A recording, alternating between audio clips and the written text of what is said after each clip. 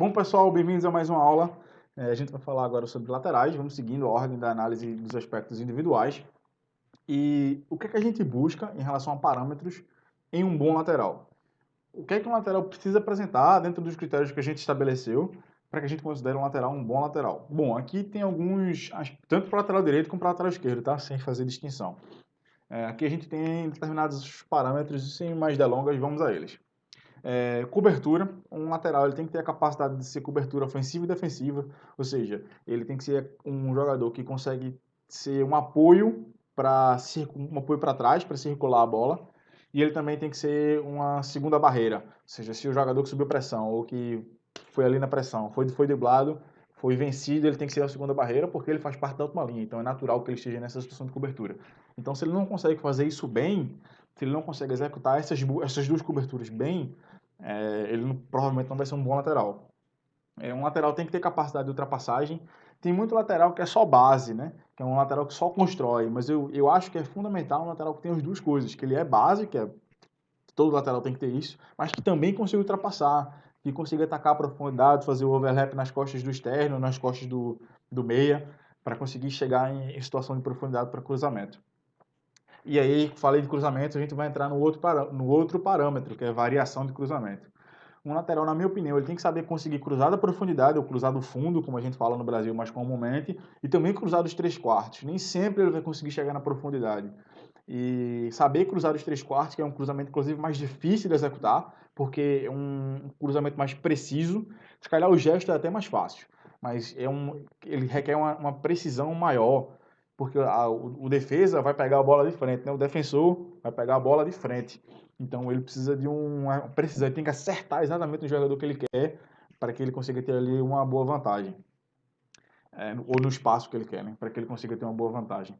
Então ele tem que saber cruzar das duas formas, tanto atacando a profundidade como dos 3/4. E o cara que eu vou mostrar no exemplo que faz isso é um cara top fazendo nesse quesito, né? O lateral ele tem que ter uma boa mentalidade zonal. O que é isso? Ele tem que conseguir mapear bola, espaço e adversário. Onde está a bola? Qual é o espaço que eu ocupo para conseguir defender aquele espaço e defender as minhas costas e saber por onde o adversário está atacando, qual é o movimento que o adversário vai fazer. Então, se ele não tem essa mentalidade de zona, ele não tem essa mentalidade de mapear espaço e entender como bola pode achar o adversário que vai agredir ele, agredir no bom sentido, ele provavelmente não vai ser um bom lateral. Ele vai tomar decisões erradas defensivamente que vai acabar resultando em prejuízo para a sua equipe.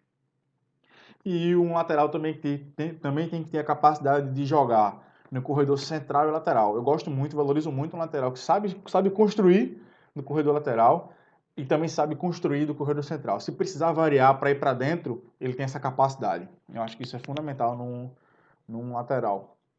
E por último, o lateral tem que ter um bom 1 para 1. Ele tem que ter um bom para 1 ofensivo, porque ele vai cair em situações de ficar em 1 para 1 lá na frente, em situações de cruzamento.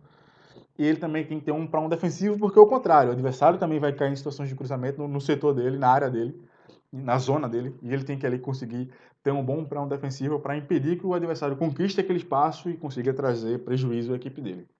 Bom, dito isso muito lindo na teoria, mas vamos para o exemplo prático, que a gente mata a cobra e mostra o pau, né? A gente mostrou os parâmetros e eu vou aqui dar o exemplo para vocês de cada parâmetro. Lembrando que eu só usei jogadores brasileiros no exemplo, tá? E lateral é uma posição escassa no mundo, inclusive. A gente tem, principalmente lateral esquerdo, lateral direito nem tanto, mas principalmente lateral esquerdo a gente tem uma safra muito, muito, muito boa de laterais. Eu vou mostrar aqui para vocês alguns exemplos. Bom, lembrando que o cursor está ligado para que a gente consiga acompanhar alguma observação que eu quero fazer e que não esteja nas marcações. Beleza? Bom, começando pela capacidade do lateral construir no corredor central. Aqui a gente tem o exemplo do jogo Flamengo Internacional, Felipe Luiz construindo no corredor central. Ele não está exatamente colado ali na lateral esquerda, ele está no meio, ele está no miolo do campo, e ele vai conseguir achar um passe entre linhas aqui, um passe que quebra a janela, como a gente fala, que quebra linhas, no entre linhas do adversário, que vai acabar gerando uma situação de gol. Ou seja, foi ele que construiu essa jogada, ele que iniciou essa jogada. Depois a gente vai ver o exemplo dele construindo por fora, né? Construindo no corredor lateral. Ele achando um passe de jogo exterior para o jogo interior, vou pausar aqui, que habilita o meia ali numa boa situação. Então, essa capacidade que o mesmo lateral tem de jogar tanto por fora como por dentro, ou seja, tanto construir o corredor lateral como construir o corredor central é muito importante. E aí tem até um plus disso, é o lateral que consegue finalizar do corredor lateral e consegue finalizar do corredor central, que vai cair em zonas de finalização ali. Marcelo é um grande exemplo disso. É um lateral que muitas vezes ele está no corredor central não somente para construir, mas para finalizar, porque é uma segunda bola, um rebote, uma bola em que ele está mantendo equilíbrio, ele consegue finalizar do jeito que ela vem, finaliza com muita qualidade e consegue finalizar com os dois pés, o que é muito difícil, né, um lateral. Bom, e aqui como eu falei para vocês, um lateral que eu acho super diferente nesse quesito, no quesito cruzamento. É um lateral que tem um para um muito forte e tem cruzamento muito forte. Ele é o que na gíria de futebol muita gente vai, se calhar muita gente não sabe, mas pelo menos na minha região muita gente fala isso, que é o pé de veneno, né? O pé de cobra. Só sai veneno, né? Só sai bola perigosa. E aqui eu vou dar o play para que vocês acompanhem.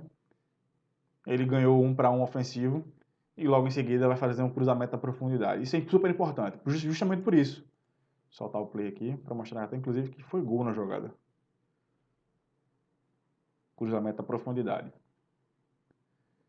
Segunda bola, gol do Marega. Bom, deixa eu dar uma pausa aqui porque é uma coisa que é super importante para vocês aqui. É que o lateral, ele vai cair nessa situação de 1 para 1.